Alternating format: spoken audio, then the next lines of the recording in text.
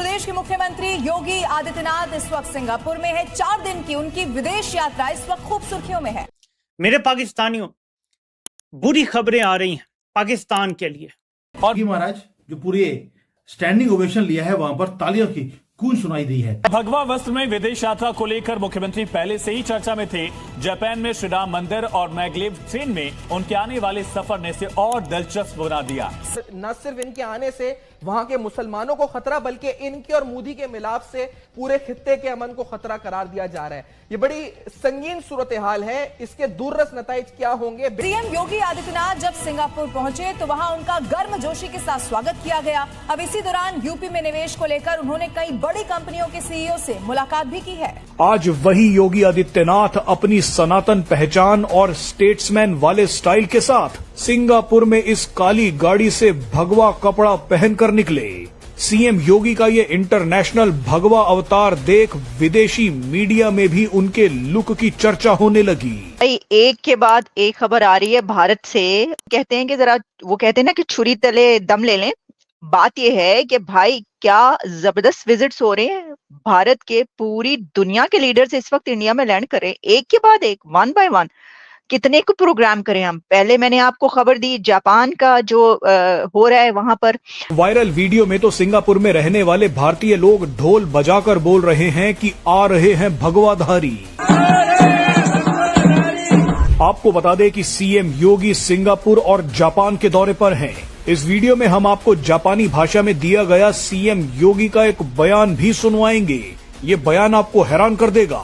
लेकिन सबसे पहले देखिए कि सिंगापुर में किस जलवे के साथ सीएम योगी ने अपना कदम रखा। सिंगापुर में इस काली गाड़ी से जैसे ही सीएम योगी निकले तो उनका भव्य स्वागत हुआ। 2017 के बाद पहली बार सीएम योगी किसी विदेशी दौरे पर हैं।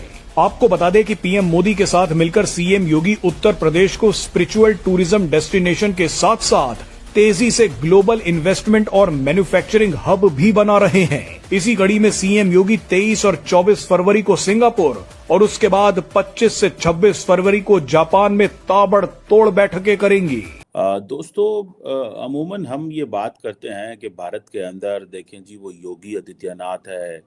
यूपी के अंदर जो प्रोविंस है, हिंदू मॉन्क है और अपने वो ऑरेंज ड्रेस, वो ख़ास सैफ्रॉन कलर में वो बस आपको नज़र आएंगे। और मैं जस्ट देख रहा था कि how much he is impacting and influencing business. वो बिजनेस पे कितना ज़्यादा इम्पैक्ट कर रहा है और इन्फ्लुएंस कर रहा है।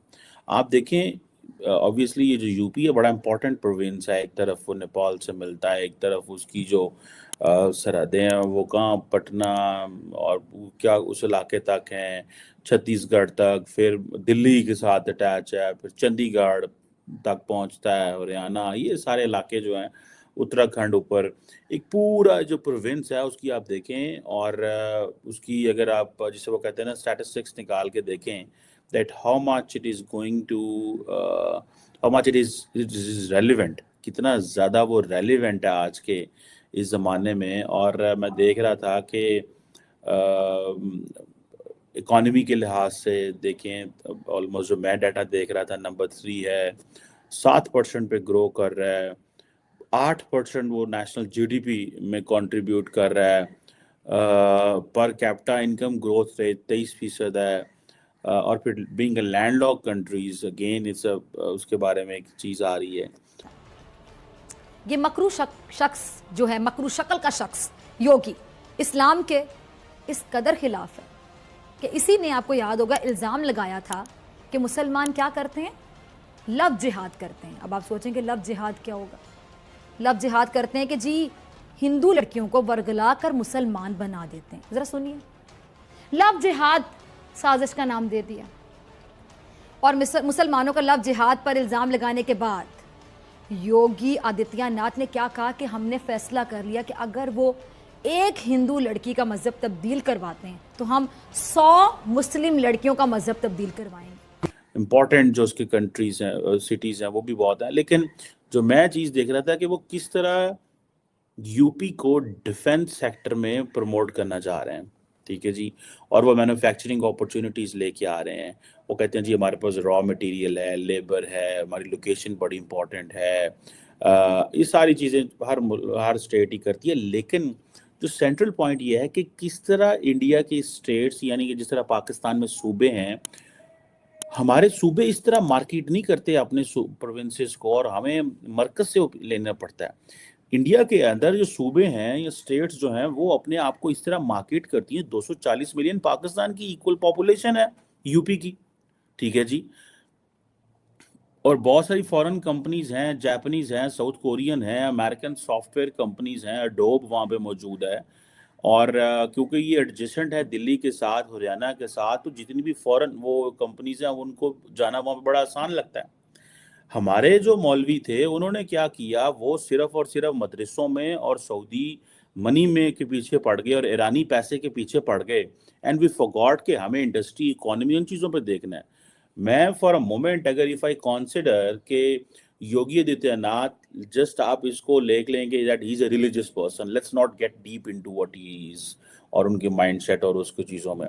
क्या किसी पाकिस्तानी रिलीजियस क्लैरिक ने या मौलवी ने कभी ये सोचा है कि यार हमें, हमारे खैबर पख्तूनख्वा में मौलवियों ने बड़ा राज किया है। वैसे हमारे जो साबिक वज़ीर-ए-आज़म इमरान खान वो भी मौलवी थे, बगैर दाढ़ी के मौलवी मुशर्रफ उन्हें कहता था। बट द क्वेश्चन, दोस्तों, भारत का एक ऐसा सीएम जिसका स्वैग सिर्फ देश में ही नहीं बल्कि पूरी दुनिया में सर चढ़कर बोल रहा है। हम बात कर रहे हैं यूपी के सीएम योगी आदित्यनाथ की। हाल ही में उनकी जापान और सिंगापुर विजिट ने इंटरनेट पर तबाही मचा दी है, लेकिन इस पूरे सीन में सबसे ज़्यादा मिर्ची किसे लग रही है? ऑब्वियसली हमारे पड़ोसी देश पाकिस्तान को। वहाँ की मीडिया और आवाम हैरान है कि कैसे एक स्टेट का सीएम इतना मास अपील कैसे रख सकता है। योगी जी का जापान पहुंचना कोई नॉर्मल ऑफिशियल विजिट नहीं था। जिस तरीके से जापान ने अपने प्रोटोकॉल साइड में रखकर उनका स्वागत किया वो देखने लायक था। उनका वही आइकॉनिक भगवा अटायर और वही काम कॉन्फिडेंस। जापान की स्ट्रीट्स पर जब योगी जी को देखा होगा तो लोग उन्हें ब्रांड यूपी के फेस की तरह देख रहे थे। सिंगापुर के इंस्टीट्यूट ऑफ टेक्निकल एजुकेशन में जब वो बैठे तो उनका फोकस क्लियर था, यूपी को एक ग्लोबल इकोनॉमिक हब बनाना है। पूरा फॉरेन मीडिया उनके स्वैग और विजन की चर्चा कर रहा है। ये देखकर पाकिस्तान मीडिया का तो ब्लड प्रेशर ही बढ़ चुका है। पाकिस्तान के बड़े बड़े एंकर्स ये कह रहे हैं कि भाई हमारे तो पीएम को भी इतनी रिस्पेक्ट नहीं मिलती जितनी भारत के एक सीएम को मिल रही है। सही बात भी है। वैसे यूपी की इकोनॉमी जिस स्पीड से ग्रो कर रही है और जिस तरह से वहाँ डिफेंस कॉरिडोर्स बन रहे हैं वो पाकिस्तान की टोटल इकोनॉमी को टक्कर दे रहा है। पाकिस्तान एंकर्स का कहना है कि हमें रेडिकलिज्म से फुर्सत नहीं मिलती और वहाँ यूपी के सीएम इन्वेस्टमेंट और टेक्नोलॉजी की बातें कर रहे हैं। ये जेलसी नहीं तो और क्या है। जब यूपी बढ़ रहा है तो जाहिर है पड़ोसियों का थोड़ा दर्द तो होना लाजमी है। वीडियो में आपने देखा ही है कि कैसे एक साइड प्रोग्रेस की बात हो रही है और दूसरी साइड वहीं पुरानी रेडिकल थिंकिंग। जब योगी जी इंटरनेशनल लीडर्स के साथ बैठकर यूपी इन्वेस्टमेंट रोड शो को प्लान कर रहे हैं तो तो वो सिर्फ यूपी का नहीं बल्कि न्यू इंडिया का विजन दिखाते हैं। आज का यूपी सिर्फ लॉ एंड ऑर्डर तक लिमिटेड नहीं है बल्कि ईज ऑफ डूइंग बिजनेस में टॉप पर है। सिंगापुर और जापान जैसी टेक सेवी कंट्रीज का यूपी में इंटरेस्ट दिखाना प्रूव करता है कि योगी आदित्यनाथ का इम्पैक्ट ग्लोबल हो चुका है। दोस्तों, आपको क्या लगता है कि सीएम योगी आदित्य का ये ग्लोबल टूर यूपी को $1 ट्रिलियन इकोनॉमी बनाने में हेल्प करेगा या फिर पाकिस्तान का ये रोना धोना ऐसे चलता रहेगा? कमेंट करके अपनी राय ज़रूर बताएं। एंड अगर आपको वीडियो अच्छा लगा हो तो वीडियो को लाइक और चैनल को सब्सक्राइब करना ना भूलें। मिलते हैं अगली वीडियो में। जय हिंद।